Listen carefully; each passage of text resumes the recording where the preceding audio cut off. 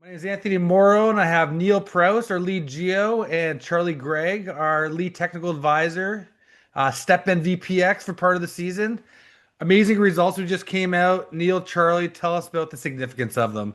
Those great holes, 57, 52. What do they tell us about our system? Yeah, I mean, I was very happy to get the numbers out of these holes that we were getting. These holes were drilled in the South Zone. Um, they're a complement to the first news release we released this season, and show a really expanding picture of continuity and grade at depth, just to the south and west, from our previously fairly fairly well understood near surface high grade gold mineralization. So this looks like there is a zone of continuity from the surface to depth, which is really exciting. And there's like I said, yeah, an emerging picture of high grade continuity deeper within this zone that we're just beginning to get a handle on. So yeah, really positive to see. So you drilled this hole 57 from the east going west. How does it expand the zone where 48 is, east to west, and how do you kind of prove it kind of going, north to south, the depth of it? Yeah, so we've got uh, we've got quite a bit more tools at our disposal for the investor to use that are going to be linked in this release, which I'll walk through after we've discussed it a little bit. But yeah, 57 was drilled about 400 meters south of the surface expression of the high grade south zone, and it was drilled to the west northwest. What this hole was targeting was to show a better test of the volume of rock, um, traversing from the high grade we hit in 48 and the high grade we hit in hole 46. And if you remember hole 46, we actually bottomed in very strong mineralization. So hole 57 crossed fairly closely to that intercept in 46 and continued going. And so it's better to find that the extent of that zone. And yeah, this east to west orientation seems to yield really good broad intercepts, which is great because that seems to be cutting pretty well across the zone as we currently understand it, and it shows stronger numbers than in 46 over a wider intercept. So that's very good to see. So how do we plan to attack this? How do we plan to grow this? What are the Yeah, drill we've holes moving forward? Is it 2026 results is still coming in, or we still have stuff in 2025?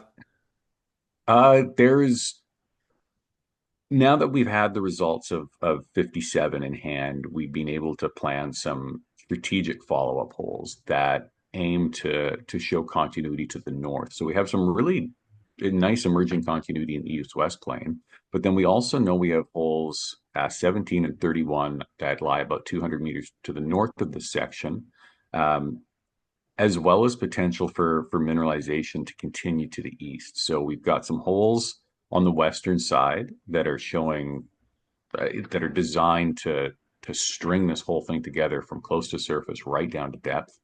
Um, and then we've got some holes that have been drilled to the east and to the northeast of this zone, along the historical embayment area, that have been visually so far quite encouraging. So it looks like this zone really does have some legs, uh, and we're getting a pretty good picture of it in this really well tested southwest corner.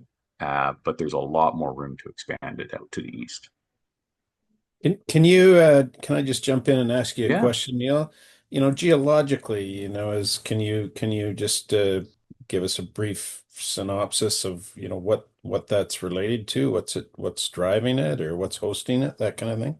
yeah. So I mean, as is common at NAC, the bulk of the mineralization at these sort of middling to shallower depths are hosted within the conglomerate in this deeper zone to the west. But there's a really interesting, very high grade zone that seems to be associated with this mafic diking that we have down deep. So in 52, for example, the strongest grade, that zone of 85 meters of almost 1% equivalent, was hosted actually within the mafic diking. And this was so irregularly cutting bornite bearing veins uh, hosted within the diking along with disseminations. And this was a similar story in hole 46 and 48, where beneath this mafic diking, at least beneath in a downhole sense, the finer grained sedimentary rocks, these finer grained sandstones, were hosting just really pretty spectacular chalcopyrite and bornite mineralization. So there's definitely a an association with what looks like a sort of horizontal, or perhaps aligning with bedding. It does kind of look like you had inferred a few years ago now that there's a sill-like emplacement to at least a phase of this mafic diking, and that does seem in this area to be associated with grade. So that provides us a bit of a vector as well. Yeah, that's very cool. I should note too that the mafic dike is pretty fine grained, kind of a Yeah. diuretic kind of thing, and in some ways has, I think, geochemical and certainly lithological similarities to some things north of the stock that we've been investigating recently.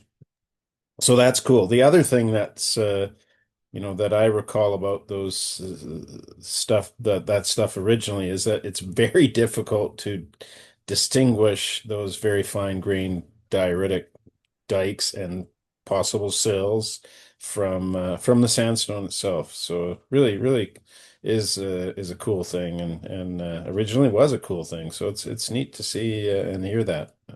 That's awesome. Now, Neil, I know it's still early days, but what's your idea of the possible size of what could be kind of underground here of this area hit with 48, 46, 52?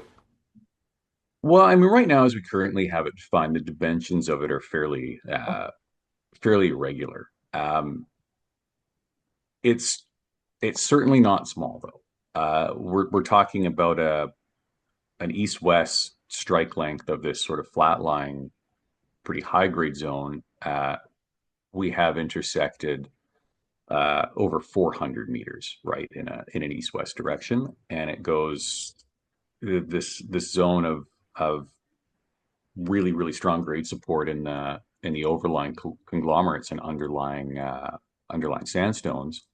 Uh, is almost 500 meters from its shallowest to its deepest vertical extent. So at least in the plane that we have drilled in this release, we're talking some pretty decent scale, and that picture is going to come into clearer focus with these holes we have planned as follow up to show continuity in the north south direction as well. So um, yeah, early days, but it is rapidly coming into focus, and it's looking like this zone alone is going to be a pretty decent size. So all I have to say to that is giddy up with this near surface stuff that we have in the south combined with this emerging sublevel, possibly connected to the stuff that we have at surface this south. Charlie, you've always talked about this. This is the center of gravity. This is probably what gets mined first and pays off this whole mill that allows everything else that we're finding that's mineralized to go to the mill and be profitable someday. The kind of like Highland Valley, which is why it makes our area where we're drilling in the porphyry stock with 53 and 60 that just came out, and eventually our other spots. If that all strings together, that's all mineable ore. And we know that's a huge area, 2 kilometers by 2 kilometers by 600 meters. And somewhere in there, this is why we drill. It's to find where the high grade lies, either at surface or underground. And, it took us 3 years to find it in the south. And, with our balance sheet and how much more we're drilling now, I think we could find a lot quicker in this porphyry area as well, if it's there. So I say congratulations to you and your team for plugging away on the south zone. Yeah, awesome. It's as a friend of mine, a longtime friend of mine, geologist friend of mine, told me yesterday. Sometimes on the bigger systems, it just takes a lot more drilling, and I think that's true here, and particularly true because Nyack is covered by glacial till. That till blanket stops us from really getting that good understanding you might get from a geologic map, and that helps put things together and get helps you understand the geometry, and we just don't have that from the surface map. So, we got to get it from the drill bit, and we've drilled a lot, but relative to the size, maybe not. And there's lots more to come, I think. Okay, Neil, you want to give a quick little show of everyone of the model and how to use a couple of the tools that we have for them? Yeah, I'll share the screen here. Nick Dudek, our lead technical wizard, has been working very hard on putting together a pretty comprehensive 3D view of the drilling to date, and the sections actually included in this news release. So I'll just share my screen here.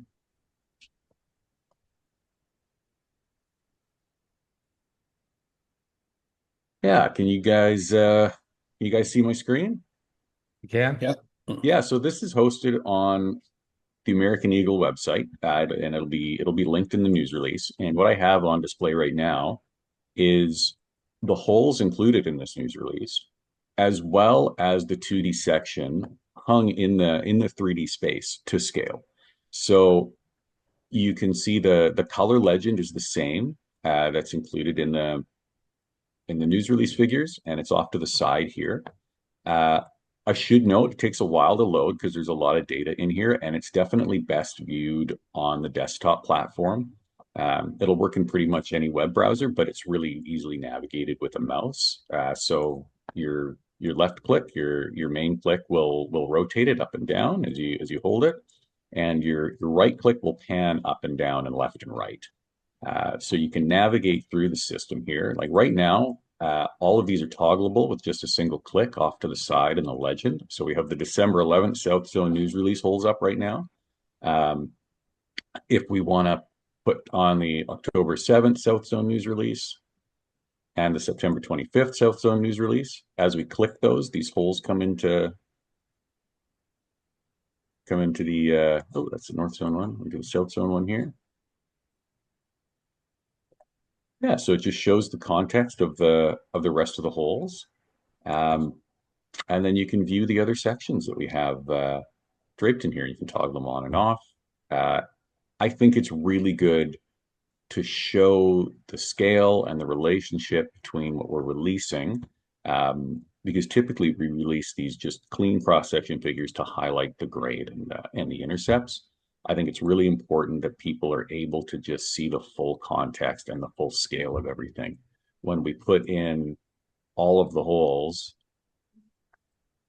as well as the future releases, let's take a little while to toggle on here. Uh, it starts to look pretty compelling with the scale here. Um, Future releases on. We'll zoom out to the full extent. Yeah, so there we go. Each one of these squares is 500 meters by 500 meters, just to give a sense of the scale. So we have the easting and northing there. And then talking about the scale of the South Zone, we have the best of the South Zone mineralization. This is probably more correlative to about a 0.2 equivalent grade shell, but there's a lot more higher grade in there. It's not the same thing as modeling like a resource grade shell, for example. This is just tying together the best of the mineralized zones. But if we turn these sections off, yeah, it just gives you a good handle on the emerging geometry of the zone, and then really does show where it's open in these holes that we have.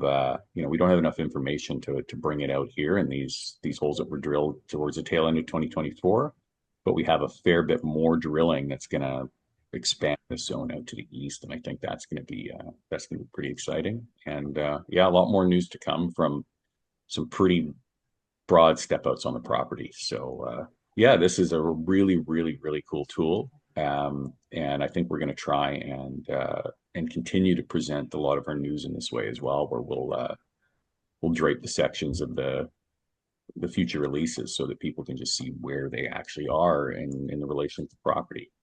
Um, yeah, we've got some geological features on here too. The beanstalk blob as we have it currently modeled. So yeah, I think people are going to really enjoy playing around with this. And and yeah, it's going to just help us tell the story going forward. So yeah, that'll be So, so that pitch shell you have over point two, that's different than the area you said of the high grade that we're kind of hitting with 48 and 52.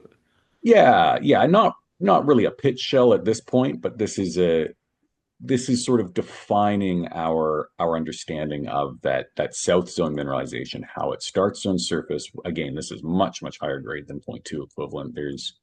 We have pretty sizable intercepts of over 1 gram per ton just gold up in the very near surface up in this area. And then it transitions into a more sort of even mix between copper and gold as we get deeper. And any these red and these pink blobs here, these are all samples. These are correlated to individual samples that run over 1 to 2% copper equivalent. And you can just see the extent of these as you zoom in. These are pretty decent intervals as we get to depth, and there's a lot of support in that sort of between zero point 0.3 to 1% as well. Anything yellow is over zero point 0.3 equivalent. So So uh, yeah, and then it just shows you the scale as well of the rest of the system. There is a lot of grade in that over a very large area, and like Charlie said, with these big systems, it's just going to take more drilling to really confidently define the extent of this thing. Yeah, I mean that the yellowish blob of the south zone, it doesn't mean that that can't eventually be linked into more farther to the north and to the north. No, yeah, I mean, just looking at this here, it very likely does blend into the north zone. There's a band of mineralization as we get marginal to the stock. Uh, that's very consistent with the style of mineralization we're seeing in the south zone. It's really nicely mineralized conglomerate with that same sort of uh, matrix, selective local matrix and class replacement within conglomerate of bornite and chalcopyrite. Um, and yeah, then that bleeds into some of the really good mineralization we see in our previous news release last week, where we see just consistent vein-hosted chalcopyrite and bornite as we start to get into the stock in the sort of central part of it. Um, so yeah, still lots of potential going forward. I think this, really helps the keen investor kind of see the potential. Um, yeah, really. Really, really neat stuff. Yeah, really cool that Nick is able to put this together, and it's able to just be, anybody with a web browser can do this. You don't need any specialized software. So now that we're on this sharing, do you want to share the 2D model that we had? We have someone named Anya. She does all of our some of her other coding and stuff, and she made a really good model. And what it actually shows you is the actual drill holes grades, and it shows you something from surface. And one thing, Charlie, I'll give him credit. Charlie, Neil, and Nick, they were like, show all the holes together, and we always kind of show one at a time because right or wrong, we feel like we have to really kind of spoon feed the investors. And maybe that's wrong, but it's not until you kind of put everything together and you see how it blends into a potential mine that it's so important. And these guys are like, it's time. It's time to unveil this. It's time to show the market what we have, and they can start to kind of put one and one together and start to catch up to South 32 and Tech and of why they invested and what they believe this to be, which obviously they believe this to be a mine. Otherwise, South 32 wouldn't have given us $30 million at a valuation near double what we are right now. If you want to talk about opportunities, wink, wink, nudge, nudge. But yeah, this is the tool that Anya gave us, and absolutely amazing. And Charlie, you want us to show this? You talk about why this is so important.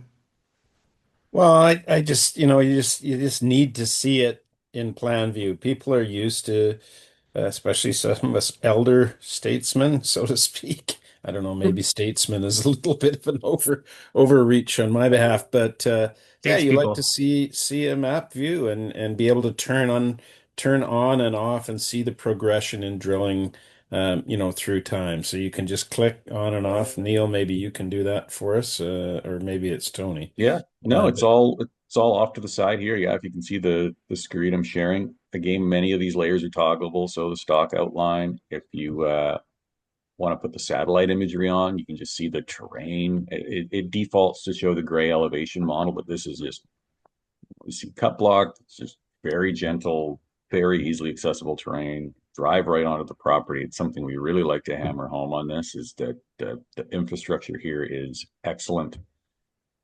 Uh, and the extent of mineralization is large. Like this is a big system. There's still a lot left to test. We have the historical holes on here as well, so it just shows the sparse, just really shallow testing. These are very shallowly inclined holes that don't go very deep.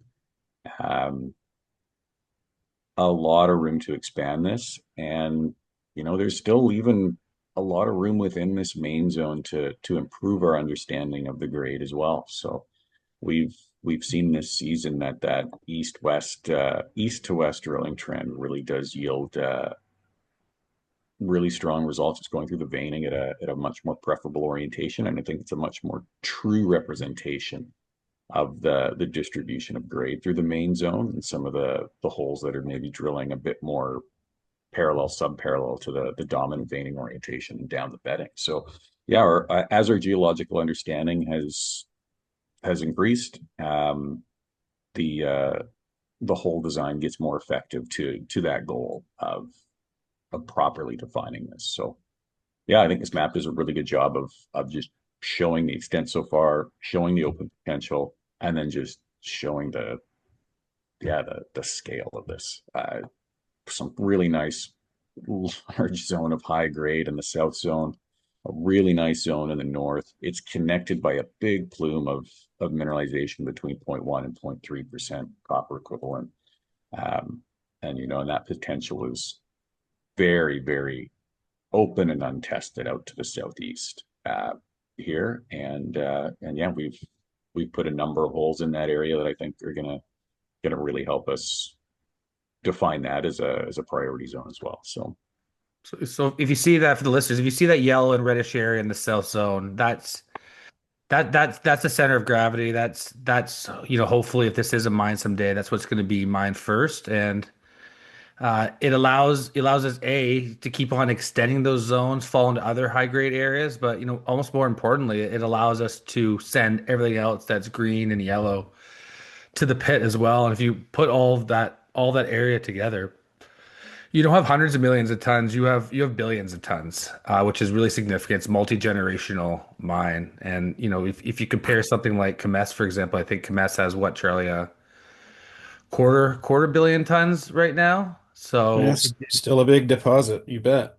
so you kind of look at what big companies put big value on that aren't even ready to mine, and we're in a good jurisdiction, better topography wise, geographically, and close to surface, and it's just about drilling right now, and it's not even about making new discoveries. It's extending the current discoveries and then getting more tonnage, and then when you do that, then you fall into other discoveries as well. Because I'll bet there's other porphyry centers within that. We saw that with Bell and Granite. You see that with a lot of major porphyries, and it's just about putting as many meters in the ground as possible, allowing a really great team that we have to spend the off season to model things up and just put the best holes in the ground that give you the best probability to hit something great and to extend these zones. And we're in a different chapter of knack right here. We're proving that it's going to be mine in this current metal cycle, and we're on the way there right now. We got about 20 holes plus left to get out, and we think it's going to tell a really great story. We are here for communication, answer questions if anybody has any. This is Charlie Greig. This is Neil Prowse. Two amazing geos discovering a great potential ore body someday. I'm Anthony Moreau, CEO of the company. Contact us anytime. Thank you for following AE TSX Venture, American Eagle Gold. We sell dreams, not jeans.